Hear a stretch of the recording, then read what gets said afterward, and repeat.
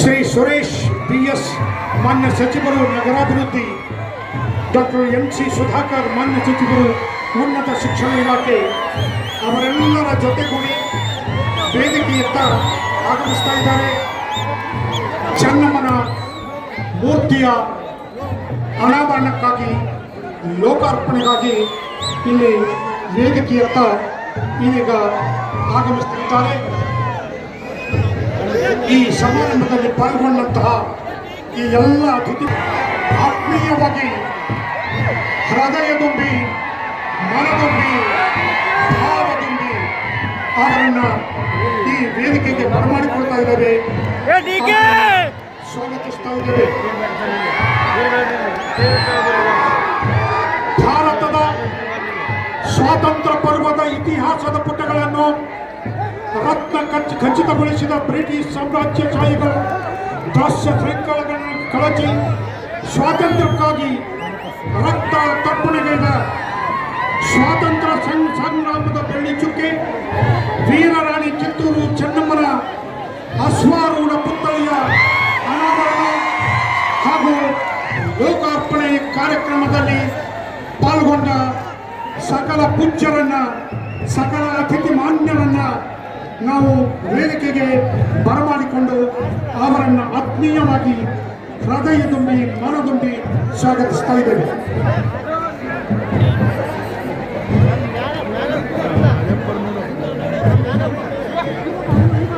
ಮುಖ್ಯಮಂತ್ರಿಗಳ ಆದಿಯಾಗಿ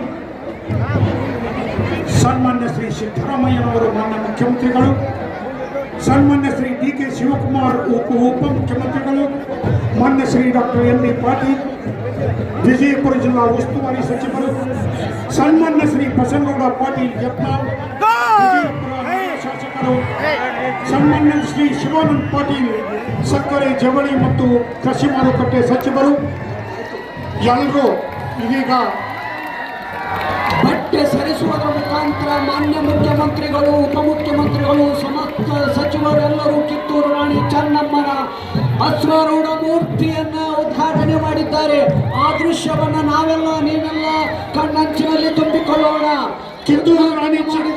ಕಿತ್ತೂರು ರಾಣಿ ಚೆನ್ನಮ್ಮ ಪುತ್ಥಳಿ ಸ್ಥಾಪನೆಯ ಪರವಾಗಿ ಹೃದಯ ತುಂಬಿ, ಮನದುಂಬಿ, ಭಾವ ತುಂಬಿ ಇವರನ್ನೆಲ್ಲ ಈಗ ಸ್ವಾಗತಿಸಿದ್ದೇವೆ. ಇದೀಗ ಮಾನ್ಯ ಮುಖ್ಯಮಂತ್ರಿಗಳು ಮತ್ತು ಎಲ್ಲ ಅತಿಥಿ ಮಾನ್ಯರು, ಎಲ್ಲ ಸಚಿವರು, ಶಾಸಕರು ಪುಷ್ಪಾರ್ಚನೆಯನ್ನು ಸಲ್ಲಿಸ್ತಾ ಇದ್ದಾರೆ.